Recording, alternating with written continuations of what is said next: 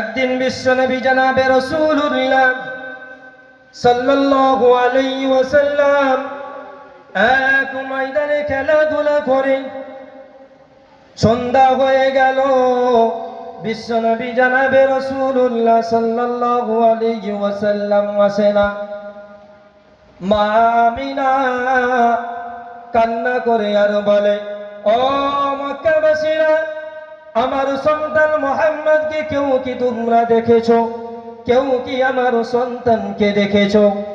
কেউ বলল, তোমার সন্তানকে চিনি না, মুহাম্মদকে চিনি না, কিন্তু দেখলাম এক জায়গায় রাস্তার এখানে এক সন্তান আসমানের দিকে তাকায় আর আব্বা